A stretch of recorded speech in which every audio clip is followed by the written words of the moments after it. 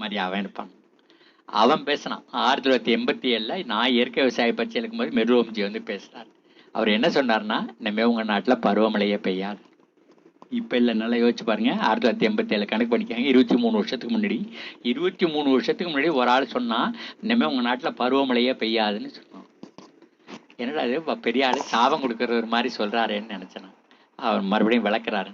அந்த மேற்கு தொடர்ச்சி மலை வந்து கடல் மட்டத்திலேருந்து 3000 அடி உயரத்தில் இருக்குது சராசரியா. சில இடத்துல இன்னும் தூக்கலா இருக்கு. அது அடுக்கடுக்கா இருக்குது.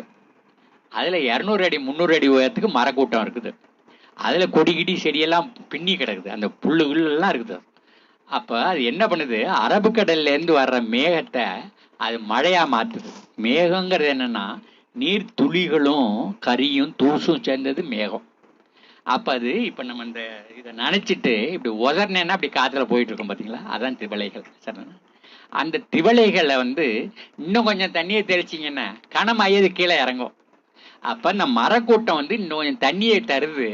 அது மேகத்தோட சேர்ந்ததையும் அங்க இருக்கிற நீர்த்துளி கனமான துளியாகி கீழே இறங்குது. அதான் ரெயின்ஃபால், மழை விழுகிறது. அப்போ மேகத்தை மழையா மாத்துறது மரக்கூட்டம் தான் செய்யும். தென்னை மரம் செய்யாது. வெறும் தென்னை மரமா செய்யாது, வெறும் வாழை மரமா செய்யணும். மரக்கூட்டம் அங்க இருக்கணும். அப்ப அந்த குளிர்ந்த சூழல் வந்து குளிர்ந்த காற்று பட்டதையும் அது கனமா இறங்குது. அப்படி இறங்குற மலையோடைய வேகத்தை தணிக்குது அந்த பச்சை கொடை. சரிதானா? அது ஒவ்வொரு கிளையிலையா குச்சிலையா உளுந்து கீழே வர்ற நேரத்துல சாப்பிட்டு வாய் கொப்பளிக்கிறது மாதிரி தண்ணி கீழே வருது. அது இலையிலா கொட்டி மெத்தமாங்க அது உறிஞ்சிக்குது. அது பூமிக்குள்ள இறக்குது. அதான் மழை முடிஞ்ச வரைக்கும் வெடிப்புல அருவியா வந்து ஆறா வந்து அந்த மறுபடியும் வங்காள விரிகுடாவும் பிறந்த வீட்டுக்கு போய் சேருது.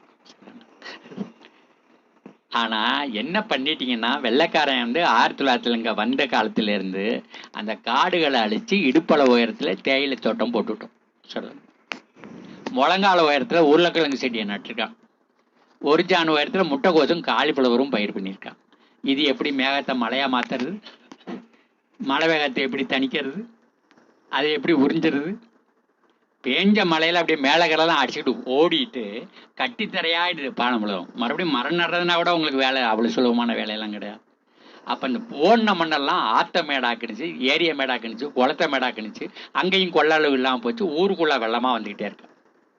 இதே தான் அந்த வடகிழக்கு பருவமழையில அங்கேயும் நடந்தது. கடல் ஓரத்துல எல்லாம் அலையாத்தி காடுகளா இருந்துச்சு. கடல் தண்ணியில செடியே வளர்றதில்ல. அங்க பார்த்தா 6 கிலோமீட்டர் தூரத்துக்கு அப்படியே அந்த மரங்கள் வளர்ந்து நிக்குது கடல் தண்ணியில. அதான் அலைய ஆத்தின்னு சொன்னான். அலைய ஆத்துது.